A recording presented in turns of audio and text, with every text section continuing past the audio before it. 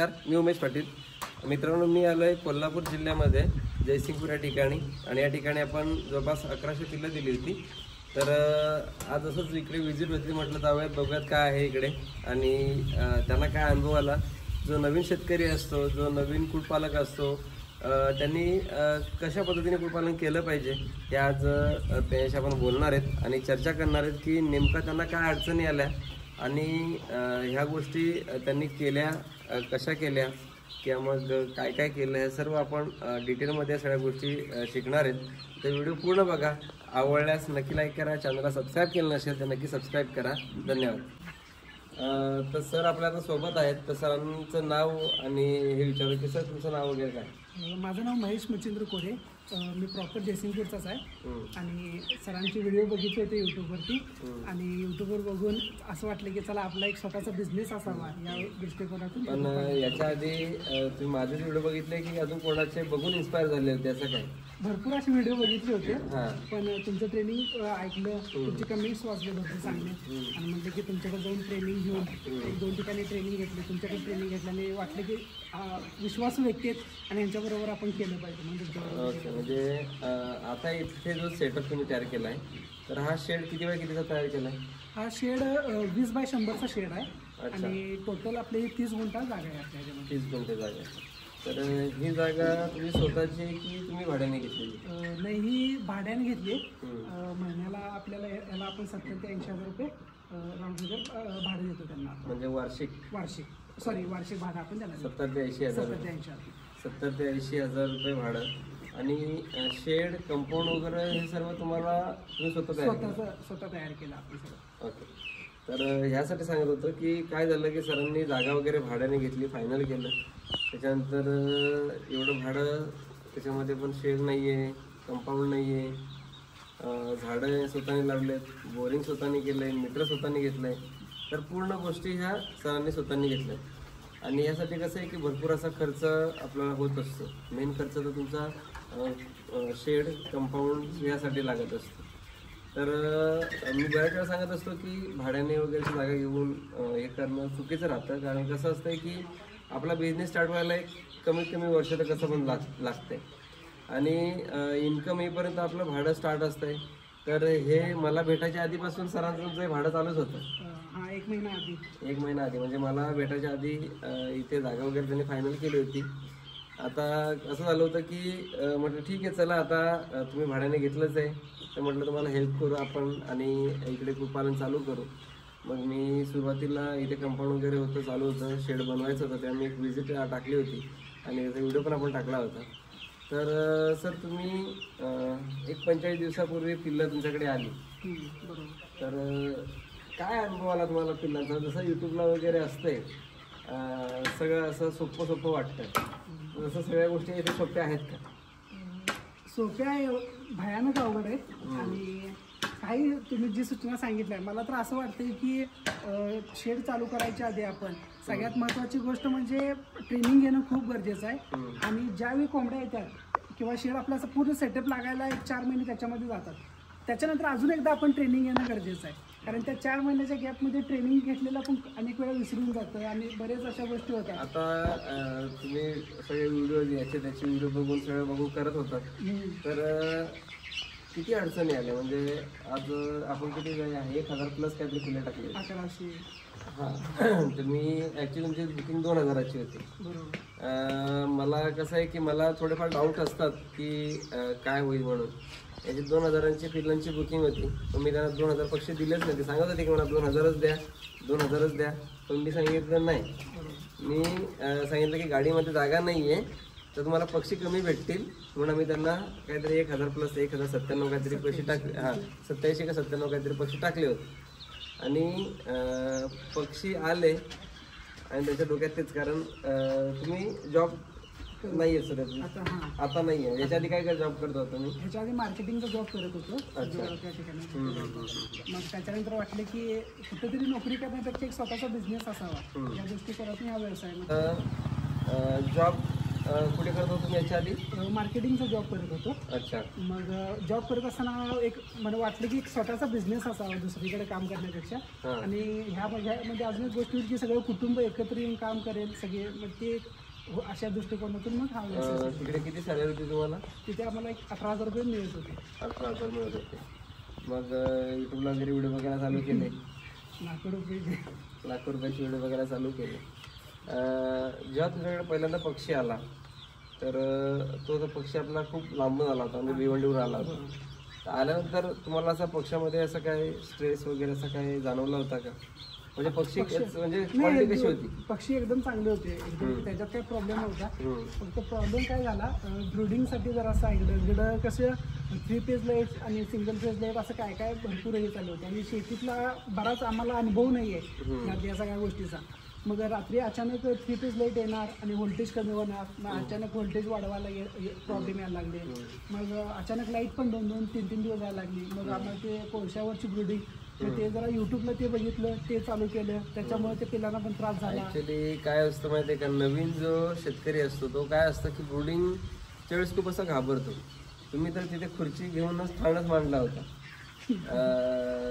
खरं सांगायचं तर ना, आता कंटिन्यू म्हणजे आज जवळपास 47 दिवसाचा पक्षी आहे. आणि 47 दिवसामध्ये एकही दिवस असं नाही आहे का तुम्ही मला मेसेज केला नसेल. कंटिन्यू मेसेज असायचे की सर हे झालंय, ते झालंय, असं करायचं, तसं करायचं, आज एवढे पक्षी मेले, आज तेवढे पक्षी मेले. ठीक आहे. तर सुरुवातीपासून एक किती दिवसानंतर मॉर्टिलिटी चालू झाली? सुरुवातीपासून होतीच. सुरुवातीपासून होती, 12व्या दिवसापर्यंत होतच गेली आणि 12व्या दिवसानंतर कमी होत गेली. मग नाही म्हणजे सुरुवातीला जेव्हा पक्षी आले त्याच्या किती दिवसानंतर मृत्यू चालू झाली? दुसऱ्या दिवशीपासूनच. अच्छा. दुसऱ्या दिवशी. तर त्याचं काय कारण असू शकतं? तुमच्या काय चुका झाल्या की आमच्याकडून चुका झाल्या होत्या? असं नाही, ब्रुडिंगमध्ये माझं बऱ्याच चुका झाल्या. व्होल्टेजचा पण प्रॉब्लेम भरपूर चालू होता. आणि दुसरी गोष्ट त्याच्यामध्ये कसं पक्ष्यांना फ्रीली ठेवायचं होतं. कधी कधी त्याच्यामध्ये लाईटीच्या साईडला भांडी ठेवणं गरजेचं आहे, भांडी लांब ठेवत होतं, कधी जवळ ठेवत होतं आणि व्होल्टेजचा प्रॉब्लेम झाला. दुसरी गोष्ट त्यांना स्ट्रेस फ्री ठेवायचं. पण अनेक वेळा व्हिडिओ आपण वेळा बघतो की पक्षी गोळा झाला तर लगेच नुसतं हाकलायचं त्यांना. मग मला असं वाटत होतं की कुठला तर पक्षी एकमेकावर दबून मरेल, म्हणून प्रत्येक अर्धा तासाला त्यांना हे हाकलायचं, हे करायचं. म्हणजे दिवसभर तेच काम चालूच राहायचं. दिवस तेच चालू होतं. तर कसं असतं माहिती आहे का, पक्ष्याला बल्ब खाली पक्षी येतो, पक्षी आल्यानंतर तो पक्षी असा करतो, अशा पद्धतीने करतो. तर लोकांना काय वाटतं की हे हा सुस्त आहे, आजारी आहे, आणि मग घ्यायचं काठीने सगळीकडे. म्हणजे तुम्ही, तुमचे पप्पा, तुमचा भाऊ आल्यानंतर सगळं तेच बसले की हाकलायचं, बसले की हाकलायचं. तर पक्षाला कसं आहे की जवळपास सुरुवातीचे 5 दिवस झोपूच दिलं नाही. तेच झालं. म्हणजे तुम्ही तर झोपलेच नाही, आम्ही तर झोपलोच नाही. स्वतः पण नाही झोपले आणि पक्षाला पण नाही झोपू दिलं, आणि मग पक्षी झोपवले. तर साधारण आता किती पक्ष्यांची मॉर्टिलिटी झाली? तरी 500 पक्ष्यांची. 500 पक्ष्यांची, जवळपास 500 पक्ष्यांची मॉर्टिलिटी झाली. आणि असं नाही आहे की मॉर्टिलिटी होत होती तर आमचा तुम्हाला काही सपोर्ट होता? म्हणजे पक्षी वाचले नाही वाचले ते मॅनेजमेंटवर असते. पण जेव्हापासून पक्षी आले तुमच्याकडे तेव्हापासून तुम्हाला आमचा सपोर्ट कसा वाटतो? सरांचा सपोर्ट खूप जास्त होता. आणि जी शिल्लक राहिली ती सरांमुळेच राहिलीत असं मला तर 100% गॅरंटी आहे. कारण अनेक वेळा ट्रेनिंगमध्ये घेतलं तर मला असं वाटलं की सर म्हणजे आपली एक विचारधारणा असते, पण रात्री 2-3 वाजूपर्यंत सर प्रत्येक डोस कुठला कधी द्यायचा आणि ते सगळे मेसेज करत होते. किती पण बिझी असले तरी त्यांना कधीही कॉल केला तरी सुद्धा बिझी असले तरी पण त्यांनी मेसेजवर रिप्लाय देत होते, रिटर्न कॉल करत होते. एकदम चांगला सपोर्ट होता. आणि मला तर 100% गॅरंटी की ही जी पक्षी राहिलेत ते सरांमुळेच खरंच राहिलेत. काय सांगाल, जो शेतकरी पिल्लर नवीन घेतो म्हणजे खूप घाई करतो, आता ठीक आहे भाडं चालू आहे 100% घाई करणारच, पण मग तो स्ट्रेस कुठेतरी पिल्लांवर आला का? 100% झाला त्याच्यावरती, पिल्लांवरती आला. तर काय सांगाल या शेतकऱ्यांना जे पिल्लं घेत आहेत, खूप घाई करत आहेत, लगेच वाटतं की लगेच पिल्लं आली म्हणजे मी लगेच लखपती होईन, करोडपती होईन, तर अशाला तुम्ही काय सांगाल कशा पद्धतीने मॅनेजमेंट केलं पाहिजे? आणि तुमच्याकडून काय काय चुका झाल्या तर त्या चुका तुम्ही करू नका, हे डिटेलमध्ये म्हणजे पहिल्या दिवसापासून काय चुका झाल्या, आजपर्यंत काय चुका केल्या, तर हे पूर्ण सांगा. म्हणजे कसं आहे की समोरच्या माणसाला काय होतं की त्याबद्दल एक आयडिया होऊन जाते की नक्की काय करायला पाहिजे, म्हणजे त्यांच्या इथे मॉर्टिलिटी होणार नाही आहे, ते भविष्यामध्ये सक्सेस होतील. आज तुम्ही परत 1000 पिल्लं तुम्हाला आपण टाकणारच आहे एक 1.5 महिन्यामध्ये, पण काय काय चुका झाल्या ह्या डिटेलमध्ये एकदा सांगा सुरुवातीपासून. सुरुवातीला म्हणजे सगळ्यात महत्त्वाची गोष्ट काय करायला पाहिजे, आपण ज्यावेळी ट्रेनिंग घेतोय आणि ट्रेनिंग घेतल्यानंतर ज्यावेळी आपण शेडची सुरुवात करतो, पिल्लं आणून टाकणार असतो, त्याच्यामध्ये भरपूर गॅप पडलेला असते. पैशाची मॅनेजमेंट करायची असते, भरपूर गोष्टींची मॅनेजमेंट करायची असते आणि त्याच्यामध्ये काय होते, गॅप पडल्यामुळं जे ट्रेनिंगमध्ये आपण शिकलो आहे ते आपण अनेक वेळा लिहून घेत नाही. ते लिहून घेणं गरजेचं आहे. दुसरी गोष्ट, ज्यावेळी आपण शेड चालू करणार, ज्यावेळी पिल्लं टाकणार त्याच्या आदल्या दिवशी अजून एकदा आपण ट्रेनिंग घेणं गरजेचं आहे. म्हणजे जे आपण जे काय विसरलं असेल त्याचं रिव्हिजन होईल. आणि दुसरी गोष्ट सगळ्यात महत्त्वाची, पिल्लं आल्यानंतर आपलं जे आपलं म्हणजे व्होल्टेज प्रॉब्लेम असेल किंवा पाण्याची व्यवस्था व्यवस्थित आहे काय, खाद्याची व्यवस्था व्यवस्थित आहे काय, लाईटची व्यवस्था आहे का व्यवस्थित, ह्या गोष्टींचं आपण पूर्ण, मला तर असं वाटतं की पिल्लं यायच्या आधी 2-3 दिवस अगोदर स्वतः आपण शेडवरती राहिलं पाहिजे इथं. आणि ह्या स्वतः राहिल्यानंतर आपल्याला त्या गोष्टी चांगल्यारीत्या कळतील की इथं काय प्रॉब्लेम येते किंवा काय प्रॉब्लेम येत नाही. दुसरी गोष्ट, पक्ष्यांवरती एवढं लक्ष दिलं नसलं पाहिजे. आणि म्हणजे मी खूपच लक्ष द्यायला लागलो. म्हणजे मला असं पक्षी जर एका कोपऱ्यात शांत बसायला लागला तर मला डोक्यात जास्त व्हिडिओ बघितल्यामुळं CID झाला काय, हे झालं काय, ते झालं काय, असं भयानक विचार यायला लागले.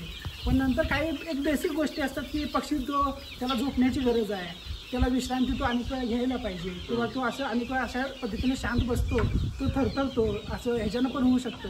म्हणून जास्त असं ओव्हर थिंकिंग म्हणतात त्या गोष्टी करायला नसलं पाहिजे. सगळ्यात महत्त्वाची गोष्ट अशा म्हणजे स्ट्रेस फ्री. म्हणजे कसं असतंय, यांनी काय केलं की समजा 3 चिकगार्ड आहेत आणि चिकगार्डच्या मध्ये त्यांनी खुर्ची लावून ते तिथेच बसवलं, तिथं रात्रंदिवस तिथं जेवणाचं ठिकाण नाही, जेवणात पलीकडे पप्पा जेवणात आणि रात्रभर पप्पा बसत होते, दिवसभर मी बसत होतो असं. तर एखादी ऑपरेटिंगची मशीन कशी असते की तिथे ऑपरेटर तुम्हाला कंटिन्यू लागतो त्या गोष्टीसाठी. तर त्याच पद्धतीने सरांचं सगळ्या गोष्टी चालत होत्या की कंटिन्यू तिथेच बसलं पाहिजे. म्हणजे खुर्चीमध्ये ती खुर्ची कधी रिकामीच नाही राहिली, ती कंटिन्यू खुर्ची कायमची राहिली. आणि अशाने काय झालं की पक्ष्याला जेवढं पाहिजे झोप किंवा त्याला खाद्य खायचं किंवा पाणी प्यायचं आहे, तर ह्याच्यामध्ये पक्षी खूप असा स्ट्रेसमध्ये गेला आणि पक्षाची मॉर्टिलिटी चालू झाली. आता बरेच लोक असं कसं की मॉर्टिलिटी झाली मग त्या फार्मवर कधी जात नाही, काही नाही, ठीक आहे. तर तुम्ही मला सांगितलं की या एकदा बघून जा. तर मी डायरेक्ट आलो, म्हटलं बघूयात तर खरं नेमकं काय झालं आहे. कारण बरेच लोक फक्त पिल्लं विक्रीचं काम करतात आणि पिल्लं विकली की त्यांचा विषय संपून जातो, सपोर्टचा तो विषयच राहत नाही. बघा आता कसं आहे की समजा मी तुम्हाला मेसेज किंवा काही करायचं बंद केलं असतं तर कदाचित पक्षी राहिले नसते. तो डॉक्टरांचा एक किस्सा झाला होता, तो सांगा ना तुम्ही, काय झाला होता. ॲक्च्युली काय झालं होतं, पक्षी खूप मरत होते आणि मी सरांना मेसेज केला. सर म्हटले की मी तर शेडवरती मी फक्त व्हिडिओ बघून, फोटो बघून मी तुम्हाला सांगू शकतोय, पण सरांची ट्रीटमेंट खूप चांगली होती. पहिल्या दिवसापासून 21व्या दिवसापर्यंत कुठली गोळ्या द्यायला पाहिजे ते, पण पक्षी एवढे मरत होते आणि खूप मी स्ट्रेसमध्ये गेलो होतो. मग इथं शेजारी एक पोल्ट्री फार्म आहे, तिथले डॉक्टर तिथं आले होते. मग जस्ट आमच्या पप्पांची ओळखीची होती, मग ते आले आणि तो पक्षी जरासा त्याचा फाडून बघितला तर तो डिहायड्रेट झाला होता. आणि डिहायड्रेट कशामुळे झाला होता, कारण त्याची हीट जास्त झाल्यामुळं तो डिहायड्रेट झाला होता. पण आम्हाला असं वाटलं की तो पक्षी पाणीच पित नाही. मग प्रत्येक डॉक्टरांचं सगळ्यांचा विचार वेगळा, तसं त्यांचा विचार होता असा झाला की तो ह्याच्यामध्ये पाणी पित नाही आहे म्हणून त्याला आयोसॉल असं काहीतरी औषध होतं, ते औषध आपण त्याला देऊया. म्हणजे आणि इंडोसिन हे औषध लवकर चालू करायचं नाही पिल्लांना, कारण तो पिल्ला लहान आहे त्याच्यामुळे तो मरू शकते. कदाचित पिल्ली त्याच्यामुळे मरत असतील तर तुम्ही आयोसॉल चालू करा, म्हणजे त्याला ताण लागेल चांगली. त्या दृष्टिकोनातून मग तो 1 दिवस फक्त सरात दिला. पण काय म्हणजे जे पक्षी मरायचे होते ते काय थांबतच नव्हते. मी सरांना परत कॉन्टॅक्ट केलं. सर सांगितले की तुम्ही आहे तसं गगुमान सकाळी इंडोसिन, रात्री ब्रोटॉन चालू ठेवा. आणि 3 दिवस चालू ठेवलं आणि ते पक्ष्यांची मरही कमी झाली. कसं असतं माहिती आहे का, आमचा पक्षी आहे, आम्हाला त्याची हिस्ट्री माहिती असते की नेमकं काय होते त्याला किंवा काय होऊ शकते, बरोबर आहे. टेम्परेचर कमी झालं, खाद्यामध्ये नॉर्मल बदल झाले किंवा तुम्ही कशा पद्धतीने ब्रूडिंग करताय त्या पद्धतीने जर गोष्टी झाल्या तर कसं असतंय की फार्मर नेमकं काय त्यांनी केलं हे आम्हाला सगळ्या गोष्टी माहीत पडतात आणि त्याच्यानुसार आम्ही ट्रीटमेंट सांगत असतो. तर ट्रीटमेंट केली. मी त्यांना सांगितलं की इंट्रोसिन द्या, इंट्रोसिनने तुम्हाला फरक पडेल, पण त्याने ऐकलं नाही आणि त्यांनी वेगळीच औषधं चालू ठेवली आणि त्याच्यामध्ये त्यांची मॉर्टिलिटी जास्त वाढली. मग मी त्यांना सांगितलं की मग तुम्हाला शेवटचा पर्याय तेच आहे की तुम्ही माझं ऐका आणि ती हिशोबाने ट्रीटमेंट चालू करा. आणि मग त्यांनी चालू केली आणि त्याच्यानंतर मॉर्टिलिटी खूप अशी थांबली. आता कदाचित क्वचित 1-2 मेला तर मिळेल. हां, तर शक्यतो आता नाही यायचं, 15 दिवस झाले काहीच नाही येते. तर अजून दुसऱ्या काय गोष्टी सांगाल, काय काय चुका अजून केल्या होत्या तुम्ही?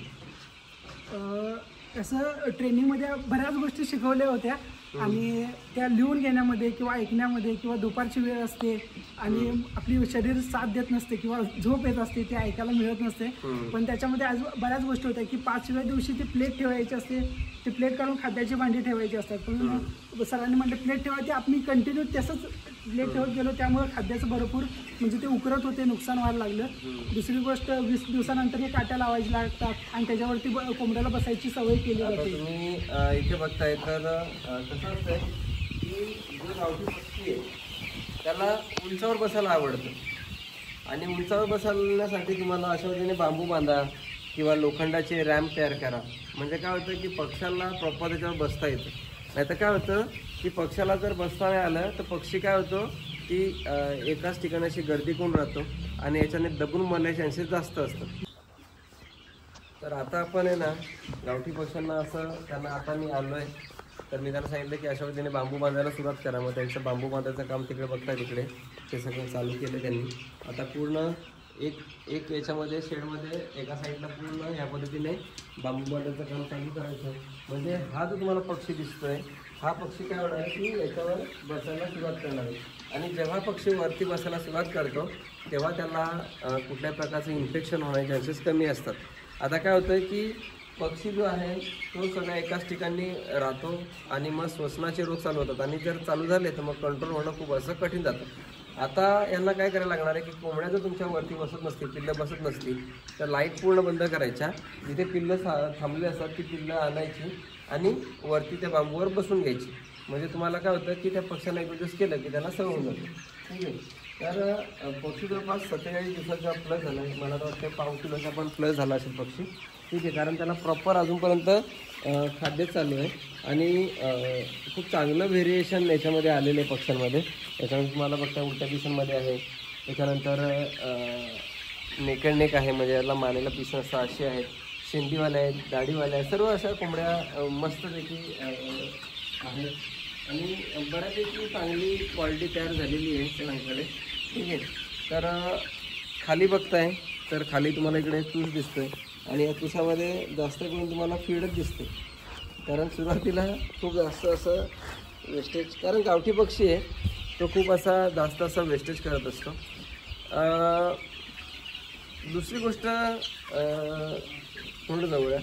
दुसरी गोष्ट काय असते की पिल्लं बुक करतात लोक आणि खूप घाई करतात. बरोबर आहे. मला कधी पिल्लं येतील, मला कधी पिल्लं येतील, मला अजून पिल्लं दिली नाही तुम्ही, माझं शेड रेडी आहे, सगळ्या गोष्टी रेडी आहेत. पण ब्रूडिंगच्या बाबतीत काय लोक म्हणजे हलगर्जीपणा करून करतात. ब्रूडिंगच्या बाबतीत म्हणजे सगळ्यात महत्त्वाची गोष्ट की एक मला तर आता एवढं कळालं की आपल्याला जोपर्यंत तो कोंबडी काय आहे किंवा पक्षी काय आहे हे समजत नाही तोपर्यंत आपण तो पक्षी मागवायचाच नाही. म्हणजे त्याला समजून घेणं गरजेचं आहे. किंवा आता समजा त्यांना सर्दी होत आहे किंवा थंडी वाजत आहे किंवा त्यांना गरम होत आहे, त्यांना काय तोड नाही आहे बोलण्यासाठी, पण त्याला काय फील होते ते आपल्याला कळायला. आता कसं माहिती आहे का, प्रत्यक्षामध्ये आम्ही जेव्हा पिल्लं द्यायला जातो तेव्हा त्यांच्याकडे चिकगाळ नसतात, स्टँड नसतात, भांडी नसतात, काय नसतात. मग आम्ही सरळ सांगितलं की तुम्ही कुठे शोधत बसू नका, आम्ही सगळ्या चिकगाळपासून ब्रूडरपासून म्हणजे मेडिसिनपासून आम्ही सर्व यांना प्रॉपर दिल्या होत्या. म्हणजे कसं असतं का तुमच्याकडे ते टेन्शन नाही राहत, तर तुमच्याकडे ते टेन्शन नाही राहत की आम्हाला हे भेटेल का ते भेटेल का, आज ही मेडिसिन नाही भेटली ती मेडिसिन नाही भेटली, म्हणून आम्ही सगळंच पिलांच्या बरोबरच देऊन टाकतो. म्हणजे कसं असतं का तुम्हाला शोधाशोध करायची गरज लागत नाही आणि तुम्हाला चांगल्या क्वालिटीच्या आणि मार्केटपेक्षा स्वस्तही तुम्हाला ती भांडी वगैरे सर्व गोष्टी भेटून जातात. तर सर आता साधारण शेडला किती खर्च आला? शेडला 3 लाख रुपयेपर्यंत त्याचा खर्च आला. 3 लाखापर्यंत. हां. किती बाय किती सांगितलं तुम्ही? 20 बाय 100चा 20 बाय 100 2000 स्क्वेअर फीटचा म्हणजे 2000 पक्ष्यांच्या हिशोबाने हा शेड तयार केलेला आहे, बरोबर आहे. तर टोटल 3000 रुपये खर्च आला. 3 लाख रुपये खर्च आला. म्हणजे सरासरी तुम्हाला 150 रुपये पर स्क्वेअर फीट हिशोबाने खर्च आला. पत्र्याचं शेड आहे. इथे जवळपास 7-8 फुटाची हाईट आहे या साईडला. सेंटरची हाईट जवळपास 9.5-10 फुटाची आहे सेंटरची हाईट आहे. सिमेंटच्या पोलामध्ये बांधकाम केलेलं आहे, ठीक आहे. तर ह्या पद्धतीने आता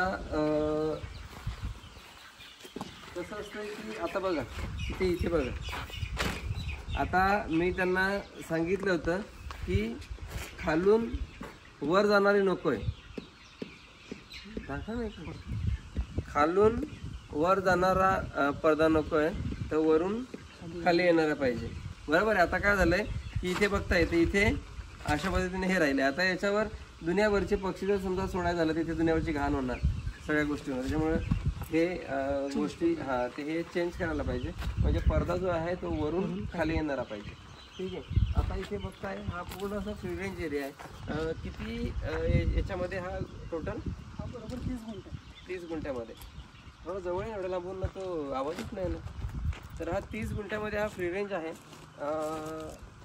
काय काय लागवड केली आहे फ्री रेंजमध्ये? फ्री रेंजमध्ये सर पपईची झाडं लावलेली आहेत आणि शेवगा जास्त लावलेले आहेत. 300-350 झाडं शेवगाची लावली. ओके, मग शेवगाच का लावला? आम्ही तर ट्रेनिंगमध्ये भरपूर गोष्टी सांगितल्या होत्या. शेवगा हे कॅल्शियमसाठी चांगलं आणि ह्याच्यासाठी म्हणून.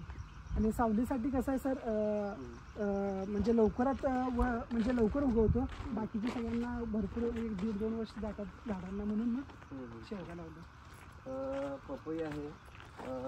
मला ते चेरीची झाडं पण दिसतात. चेरीची झाडं झाडं खूप सुंदर अशी होतात. तुम्ही इकडे आला तर तुम्हाला माहीत पडेल त्याच्यामध्ये. तुम्ही शेवगा मस्त झाला एकदम. आता फक्त फ्री रेंजमध्ये सोडायला काही हरकत नाही आहे, ठीक आहे. हे बघा, एक चेरीचं झाड आहे आणि चेरीच्या झाडाला खूप अशी सावली तयार होते. याची जिकडे जिकडे मुलं जातात ना त्या मुलांना पण म्हणजे परत फांदी फुटते आणि खूप चांगल्या पद्धतीने सावली तयार होते. इकडे बघता शेवग्याला मस्तपैकी असं आता फुलं यायला लागलेत. किती महिने झाले हा लागवड करून? 4 महिने झाले. 4 महिन्यामध्ये शेवग्याला लागवड करून मस्तपैकी हे आले. ड्रीप वगैरे सर्व खर्च तुम्ही टोटल तिथेच केले? हो हो. आणि वार्षिक 70,000 ते 80,000 भाडं. म्हणजे विचार करा 8,000 ते 9,000 रुपये तर फक्त भाडं जातं. तर काय असं डोक्यात ठेवून केलं की एवढं जर घेतलं तर एवढे पैसे भेटतील का काय, असं काय डोक्यात केलं होतं नक्की? कॅल्क्युलेशन म्हणजे असं बघितलं होतं की लाखो रुपये मिळतील, त्यात 10,000 इकडे गेले. 80-90,000 प्रॉफिट राहिले हिशोबाने. तर सध्या शेवग्याचा पाला पक्ष्यांना खायला घालताय तुम्ही? घालतो. पक्षी खातात प्रॉपर? खातात. ओके. तर किती दिवसानंतर तुम्ही हे चालू केलं? शेवग्याचा पाला खाल्ला ना, एक 20 दिवसानंतर. 20 दिवसानंतर. ओके. तर पक्ष्यांना काय करायचं की अशा पद्धतीने शेवग्याचा पाला बारीक हे करायचा, सुरीने कापायचा जर सुरुवातीला जर पक्षाला प्रॉपर खाता येत नसेल तर. कंपाऊंडला किती खर्च झाला? कंपाऊंडला सर 1,20,000 रुपये खर्च आला त्याच्यात. 1,20,000 रुपये. हो. आणि किती 30 गुंठ्याला टोटल कंपाऊंड झालं? हां, 730 स्क्वेअर फूट. 700 रनिंग फूट. 730 रनिंग फूट. मुर्गा जाळी पण लावलेली आहे. इकडे मुर्गा जाळी बघू शकता. तर ह्या पद्धतीने काय केलं आहे की अशी मुर्गा जाळी येते, ही छोटी जाळी असते याला, आणि 2 इंच गाळा वापरला आहे. 2.5 इंचाचा गाळा आहे आणि मुर्गा जाळी वापरलेली. हाईट खूप अशी कमी घेतली. हो. तर त्याला आता पर्याय काय केलेला सर, चिवाटे आणून ठेवले 8 फुटाच्या. आता या पूर्ण डांबाला 8 फुटाच्या चिवाटे येणार आणि चिकन जाळी हे असते फिश नेट, ती फिश नेट 5 फूट मारून घेणार, म्हणजे बरोबर 10 फूट हाईट होते. त्याच्यामध्ये आपले जरा पैसे पण वाचतात म्हणून. तर कसं असतंय की तुमच्याकडे मुंगूस, घूस किंवा उंदीर किंवा मग साप वगैरे येऊ नये यासाठी काय केलंय की मुर्गा जाळी वापरली. तुम्ही मुर्गा जाळी वापरू शकता. खर्च वाचवायचा असेल तर 2.5 इंचाचा गाळा वापरू शकता, पण मग तुम्हाला मुर्गा जाळी कंपल्सरी लावणं गरजेचं आहे, ठीक आहे. तर ह्या गोष्टी करून तुम्ही करू शकता. 1,20,000 मध्ये 1,20,000 कंपाऊंड, 3 लाख शेड, झाडं, ड्रीप, बोरिंग पण तुम्हीच मारलंय. टोटल खर्च किती झाला? टोटल सर एक 8 लाखापर्यंत गेला. 8 लाखामध्ये कॅपिटल इन्व्हेस्टमेंट झाली. बरोबर. आणि पक्ष्यांमध्ये 1 लाखापर्यंत. 1 लाखापर्यंत खाद्य वगैरे बघून खाद्य, भांडी. म्हणजे सरासरी 9 लाख रुपये आतामध्ये इन्व्हेस्टमेंट झाली तुमची. हो. एक पुढचे 4 महिने नंतर इन्कम अपेक्षित आहे. एक 500-500 पक्षी राहिलेत ना? बरोबर.